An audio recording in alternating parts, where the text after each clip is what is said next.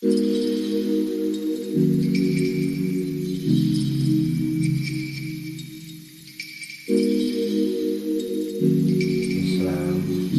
artinya ilmu yang mempelajari banyak ya, pendidikan tentang hukum-hukum Islam, tentang pendidikan secara Islami bisa gitu.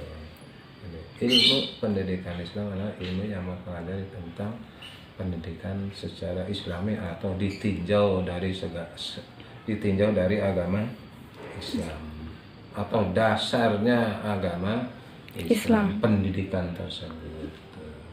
Manfaat mempelajari ilmu pendidikan Islam, jadi kita akan satu, mengetahui bagaimana cara mendidik secara Islam.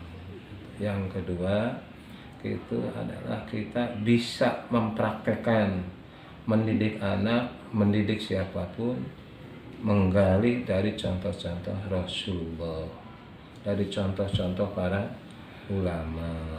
Maka insya Allah mudah-mudahan ketika kita mengerti pendidikan Islam, kita akan menerapkan pendidikan tersebut terhadap anak-anak kita atau kepada siswa kita, itu mengenal bagaimana cara pendidikan secara Islami, yang dimana mudah-mudahan kelak kemudian hari anak kita dan siswa kita menjadi orang-orang yang soleh, yang ngerti agama, yang taat kepada Rasul dan taat kepada Allah Subhanahu wa Ta'ala, juga menjadi anak yang soleh, ahli ilmu, ahli ibadah dengan mengerti tentang ilmunya.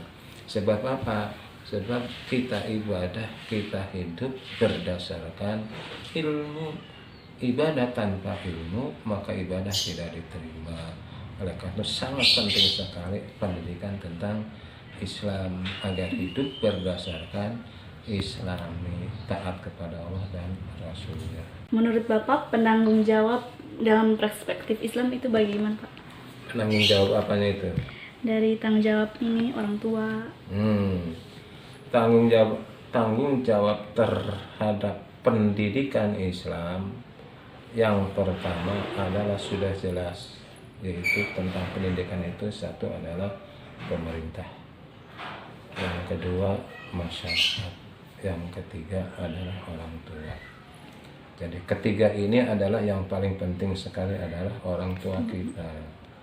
Jadi kalau anak yang dikenalkan pertama sekali itu ketika lahir, projo, apa yang dikerjakan?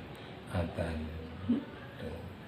Artinya di sini anak sejak kecil sudah dikenalkan nama Allah, nama Rasulullah, itu melalui adzan dan diikomati di telinga sebelah kiri, di adzan sebelah kanan. Ini jelas pendidikan Islam sudah diterapkan sejak dini, yaitu sejak anak lahir. Juga ada pelajaran lagi ketika bayi masih dalam kandungan, ibunya suka membacakan Al-Quran sambil mengusap-usap bayi, ulah lagu dangdut. Jadi kenapa Islam itu penting? Ternyata sejak kecil sudah diajarkan nilai-nilai Islam. Siapa menurut cerita pun itu pun dilakukan oleh para wali. Jadi ketika bayi mau lahir aja, itu rebutan, itu suara pertama ini sudah mau dididik tuh dari jin, dari iblis, itu pertama mau diajarkan bahwa supaya anak ini tidak mengenal. Maka Rasul mengajarkan bahwa adzan itu maksudnya begitu, untuk menangkal ajaran iblis setan. Yang dikenalkan pertama adalah adzan. Maka di sini jelas pendidikan pertama artinya apa? Para calon-calon pengantin harus dapat memilih suami-suami yang bisa adzan. Itu diazani, artinya ini akan berlingkar, menyambung kepada hal-hal pendidikan itu adalah kepada para calon suami. Jadi ada misalnya kita nggak sembarangan, artinya supaya si Islam itu berkembang terus. Jadi pendidikan tersebut tanggung jawab orang tua paling awal, karena apa? Pengenalan pertama adalah oleh orang tua sejak bayi ada dalam kandungan. Udah sering main HP di depan kandungan, yakin nyerap. Kenapa? ini adalah channelnya udah berjalan channelnya itu. Mulai anak di dalam kandungan usia berapa coba? 4 bulan ketika roh dikasih sama Allah itu sudah nerima itu. Nah, itu jadi pertama orang tua, hai orang-orang yang beriman, jagalah dirimu dan keluargamu dari siksa api neraka. Bertanggung jawab siapa? Keluarga, artinya apa? Ayah dan ibunya lah ini yang ayah bertanggung jawab sama istri dan anaknya. Kan harus bisa mencetak anak-anak yang soleh. Kudu nama bisa ngajaran kaos kita ke indung apana. Kan sama iya nulungan ngabantu. Tuh.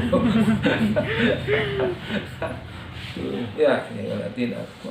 Selamatkan dirimu sendiri dulu. Artinya apa? Seorang bapak harus belajar, seorang bapak harus contoh ibadah. Sama istrinya juga sama. Nah kemudian anak-anaknya didongengin, dicontohin. Kalau pak guru agamanya suruh sholat, suruh apa kan gitu. Harusnya sama orang tuamu, sama aku. Ya, aku mah hanya membantu. Jadi pembantu setiap. Gak apa-apa deh, jadi pembantunya tuh. Ya, jadi itu. Yang kedua masyarakat harus bisa menciptakan lingkungan secara agamis. Sekarang kamu belajar seperti itu di sekolah, tapi lingkungan tidak mendukung. Lingkungan tukang mabuk, lingkungan judi segala macam. Ini tumbuhnya sulit. Kamu ini, ya, tumbuhnya sulit. Kenapa? Karena kalau ini nggak kan begitu. Kok ini mana yang benar? Timbulnya seperti itu. Kalau kita nggak kuat, maka terceburlah ke dalam lingkungan. Karena tidak mendapatkan contoh apa yang diajarkan di sekolah, tidak mendapatkan contoh apa yang diajarkan oleh Rasulullah. Lingkungan bobogohan bebas, kami harus pakai kerudung kayak dan pakai masaki lingkungan tuh ya, ini akan tergerus. Maka lingkungan harus bisa punya cita-cita membentuk lingkungan yang agamis. Contoh siapa? Pesantren. Ya, keluar dari pendidikan di luar pesantren, kehidupannya Islami, maka nempel orang pesantren. Jadi pemerintah bagaimana? Nah, ini pemerintah suka ikut campur, ikut tanggung jawab. Kenapa? Nah, berjalan tidak hanya agama di sekolah, di lingkungan, tergantung program pemerintah, dukungan pemerintah. Sekarang pemerintah di buku kurikulum agama dihilangkan, mau apa? Agama di masyarakat kan gitu. Pemerintah sangat dukungannya sangat sekali dibutuhkan. Karena apa? Disitulah bahwa agama berjalan dengan benar. Karena apa? Karena dukungan pemerintah yang sangat bagus. Tuh.